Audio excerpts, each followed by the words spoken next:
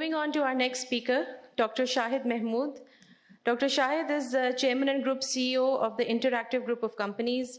He has over 39 years of experience in the sectors of healthcare, optimized connectivity, public safety, and education. He has served on various federal committees of the government of Pakistan addressing the formulation and implementation of national telecom and IT policies. Dr. Mahmud is an Eisenhower Distinguished Fellow and also serves on the advisory body of Legatum Center of Development and Entrepreneurship at MIT. Sir.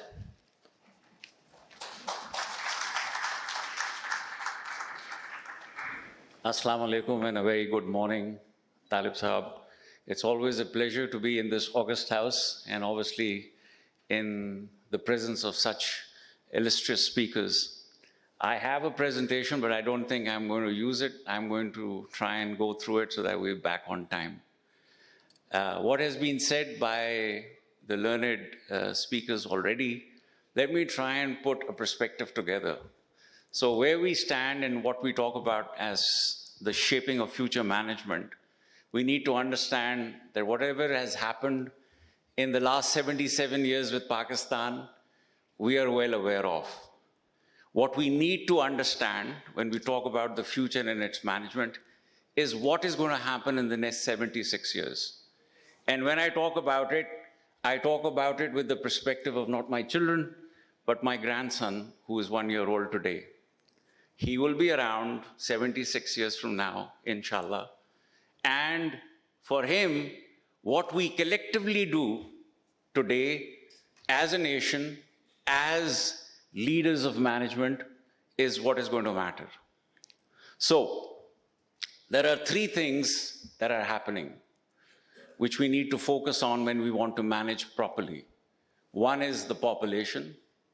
The second is, because of the population, every human is a data emitter, so it is data that is floating around us. Then it is the technology that is managing that data in a fashion that we make it useful or not, it is up to us. The impact of these three things is on our social being, how we are living on this earth with its limited resources. Now, when I come to that, I'll explain it why I say that, and its ecological system, which Dr. Aisha very clearly highlighted.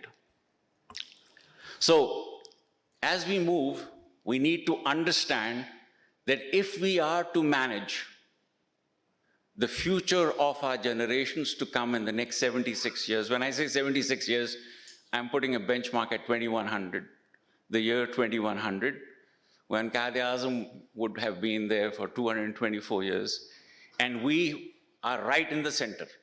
So 77 years of our past and 76 years coming forward. The world's population base would have changed. And this is the first fundamental understanding as managers we need to understand. The world will move, 40% will be in Africa, 42% of the world's population will be in Asia. Both North and South America will be about 10%. The entire of EU will be 6%. These are several studies that you can visit and study and look at how this is transforming.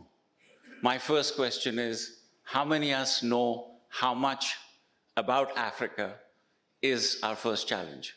Because that is the future market. Second is, within this change of population base, where will these people be living?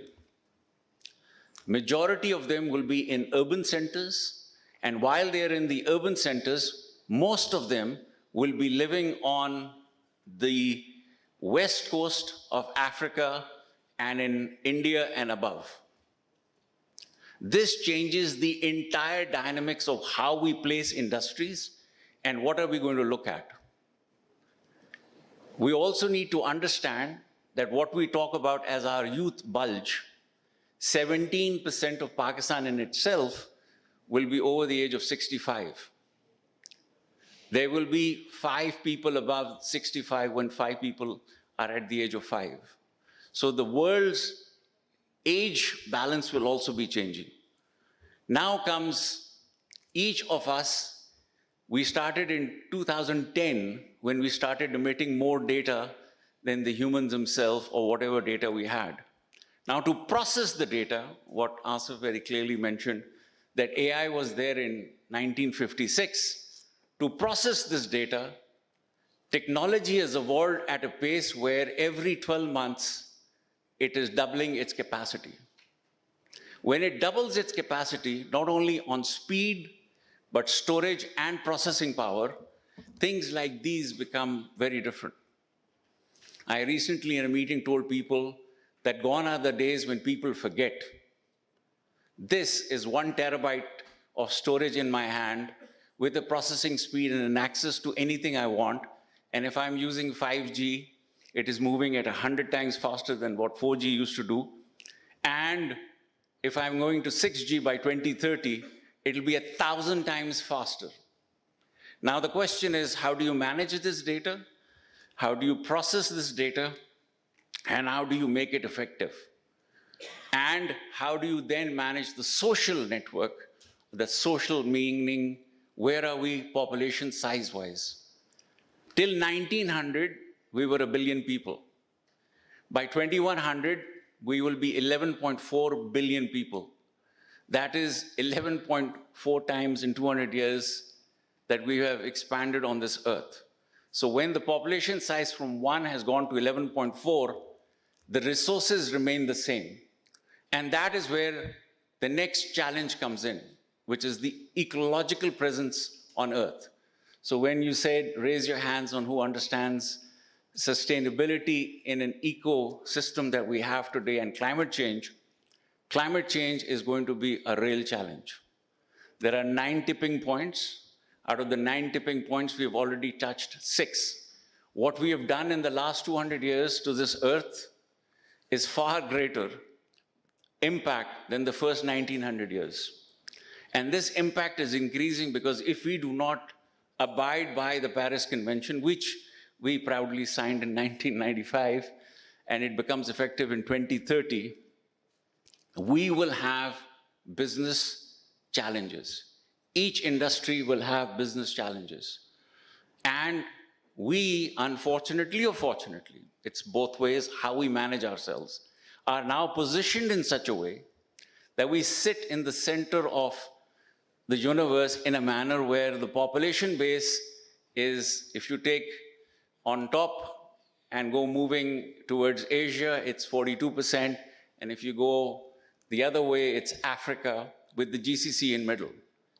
But the impact of climate change is drifting from the West, which used it to another extent by having manufacturing in China. So we have one border with China. Per capita, they're trying to bring it down, their climate impact. But yet, we are sitting right up with the Gulf countries who have the maximum exposure on per capita on the carbon footprint impact.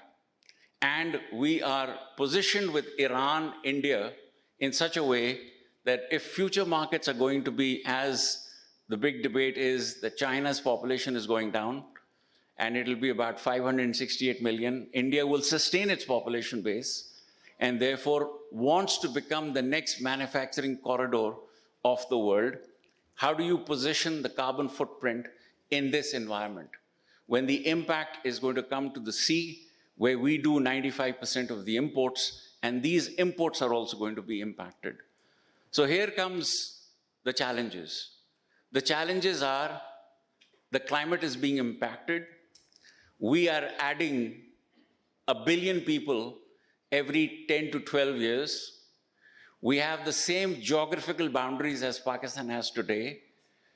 We will add, as Pakistan, another 150 million people. Karachi will be about 49 million people.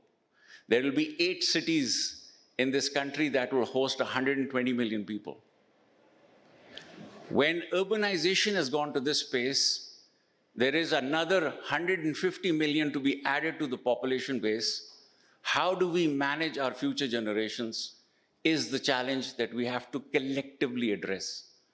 One house, one individual is emitting data on what is his domain expertise. Unless and until you do not allow the technology to connect these domains, results will not be able to keep pace with the way things will be changing around us. Changing around us would be India trying to push and become the superpower with all the economics going into their advantage because they're doing very good work. They're adding $1 trillion every 5 years to their economy, not because of anything else. Is one fundamental decision. That one fundamental decision, if we want to work in the agri sector for food security, we want to work in the energy sector for our alternate energy, and we want to work towards our productivity, we need to understand that, can we stop this presentation? It's going to distract people. We need to understand a simple fact that what India did and what the world is doing, if you want to progress in a data-emitting, human-intensive world where technology is offering you storage, processing, and ways to do analysis as AI is now applicable, the first fundamental thing we need to manage is to be honest with integrity and digitize everything that we do. There is no fun if we do not have digitized soil data, if we do not have digitized productivity of each crop from that soil, if we do not understand what kind of chemicals were brought in, under what conditions, and how they were spread in blockchain, digitized, locked data. Only when you will have digitized, locked blockchain data will you be able to use the algorithms in AI to give you the results and projections that you will need. And we will need to do these projections because we will need to be aware of the climate. We will need to be aware of the adjustments we need to do at the speed we need to do. Then only food security will come. The other thing we need to understand as managers is we can be very productive, but we have to educate our bureaucracy and the managers in government to understand that their job is to be the regulator and to be able to understand that there is a fair playing field, because if you have digitized this data, it is not going to be very difficult for anyone to understand who has been given the advantage. So if we want to be fair to the alpha generation that is coming after, I am an S generation, but the alpha generations are those who are being born now.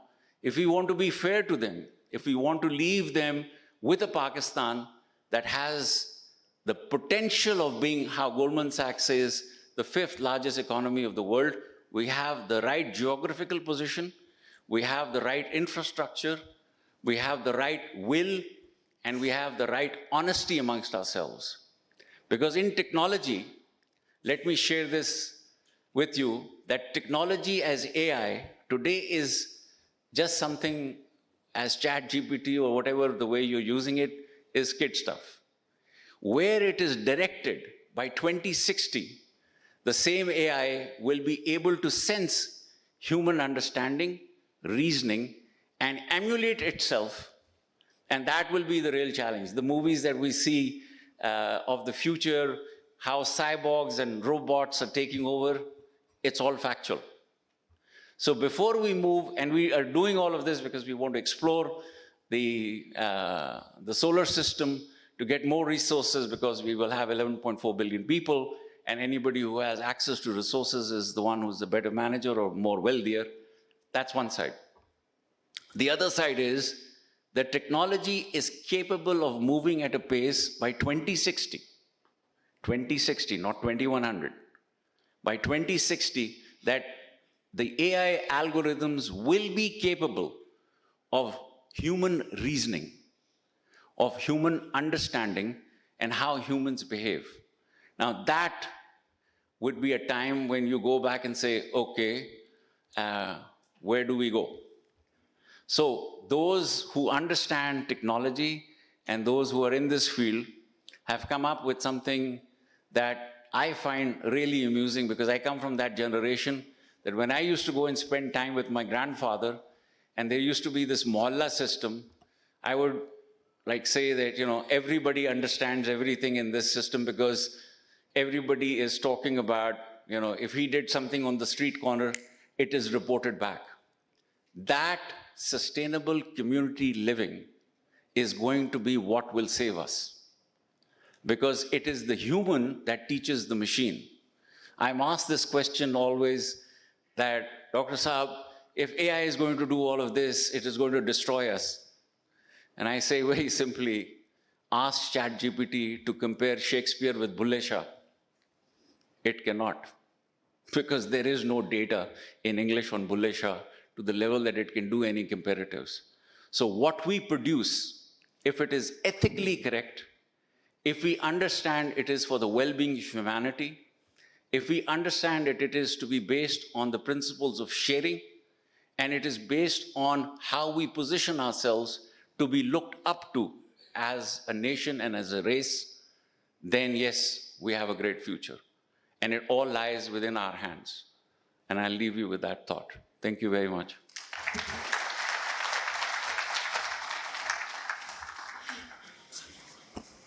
Thank you, Dr. Shahid, and happy birthday to your grandson.